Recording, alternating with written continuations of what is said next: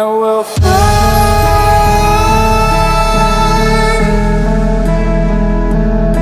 Oh, we'll fly away, away, away. Hello, it's your boy Davidoff and welcome back to a Premier League recap. There's only 5 games this week because of the FA Cup, so there's not much to talk about really, but I'll still make a video like I'm making right now. Obviously you're seeing it right now, but yeah, as for the FA Cup, briefly, it was a great weekend actually, in terms of the football, entertainment wise. Watford Palace was a good game. Wolves beat Man United, which was a big one as well. Millwall Brighton was amazing. That was a really good game. Really good game to see. And then there was Swansea Man City, the comeback win. It was entertaining football wise, but it was controversial as well because the penalty was soft on Sterling and it was offside of Aguero. So Swansea will feel hard done by for sure. VAR is needed, obviously. But yeah. What happened has happened, but I do feel now that Man City will win the FA Cup. I think people keep saying quadruple. I'm not really sure whether they'll win the Champions League yet. I'm not really convinced yet. They can win the Champions League, of course, but I'm not convinced that they'll win it. But if they don't win that, I think at the very least they'll win the domestic treble. They'll win the league, League Cup, FA Cup.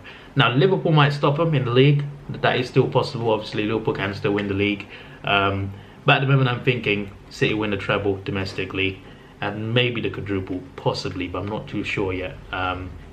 But yeah, they'll win the FA Cup for sure though, I just feel that they'll have too much for Brighton in the semi-final. Then they play either Watford or Wolves. That'll be a good semi-final as well. That'll be the best semi-final, but I do think City will win the cup. Maybe I'm wrong, hopefully I'm wrong, but I think they're going to win it. So yeah, anyway, as for the league, Liverpool at the top of the league, they beat Fulham 2-1.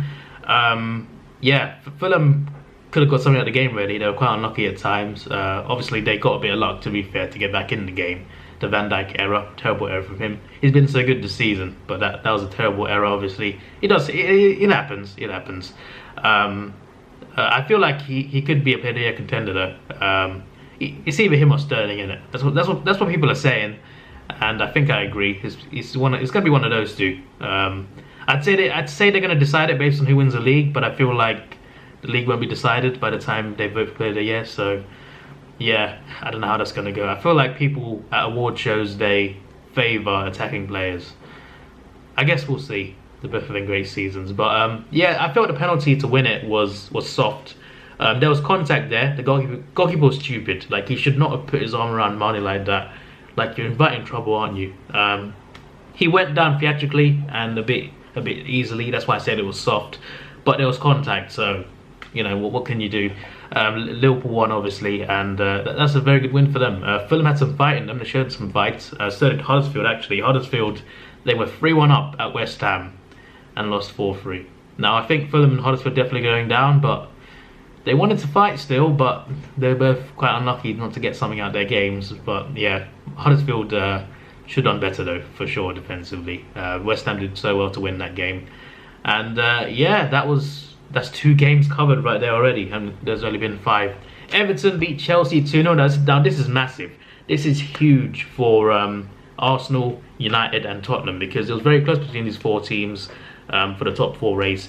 And it would have been even closer if Chelsea had won their game. And fortunately for the rest of the teams around there, it's good that they didn't win, because they got a game in hand as well. And if they had won with a game in hand, that's a bit of trouble for the other 3 teams. So yeah, as I said last week, from an Arsenal fan point of view, I know we didn't play this week obviously, but from our point of view, we should make top 4 on paper based on the games we got. We should make top 4. Having said that, we got Wolves away, we've got Everton away as well. We got some tough games there. It's not like it's easy, but we've got easy overall on paper. It's easier than the other teams, because they've all got to play other Big 6 sides and even each other, and we have not got any Big 6 sides anymore. So if we don't get top 4, then that's a failure. I'm sorry, but it's a failure at this point. If we don't get top 4 from this point, it's a failure. And obviously we got 4 points off Tottenham and United. We beat Chelsea as well. We've done okay in big games this season. We're not done. I mean, away we've not done too good, but we've done okay in big games. We've done well enough against Spurs, United, and Chelsea, and I think it's put us in a good position. and considering who we got left, I just think we should make it. I just think we should make it. So hopefully we do. As for the mid-table, it looks pretty good for Wolves and Watford. They're doing really well. West Ham are just behind there as well. Massive win from them. Leicester got a win at Burnley as well, which was fantastic for them. They're just a few points behind. Obviously, Wolves and Watford have got a game in hand, playing each other in the semi-finals on the FA Cup. They've both done so well this season, Wolves and Watford, and I think they hold their positions. I think 7th and 8th. I think it'll be between them to get 7th, and possibly I think they'll get Europe for 7th. Not 100% sure on that, but I think they might get Europe. Everton's win puts them on 40 points, just behind the others, so that's not too bad for them. And Bournemouth and Newcastle do 2-2 with each other. So Newcastle, it's not great for them, but it's a point. It's a point better off than it's a point above relegation zone again. Another point gained, I mean, on relegation zone, which is great. Although I think they probably feel they could have won that game to get closer to the middle of the pack. But yeah, they'll be fine. They'll get enough points now from this point to survive. So they'll be fine. I think Palace and Brighton, they're just above the trouble area, but I think they'll be fine. They're 3 points above 17th, 5 above 18th. Brighton have got Chelsea as a game in hand as well, so it should be interesting to see how it goes. But I think Palace and Brighton will be fine. It's a great weekend for Brighton, though. To be fair, I mean they've stayed above. They stayed above the bottom 5, and they beat Millwall from 2-0 down. So yeah, they're having a good season as well. No, they're not having a good season, but in the cup, they've had a good cup run, and I think they've done all right. But in the league, they still need points just to be sure, and I think they will get those points. So there's that, and yeah, that's pretty much every game covered. Oh yeah, and Burnley, because Burnley lost. Look at where they are now. They played 31 games.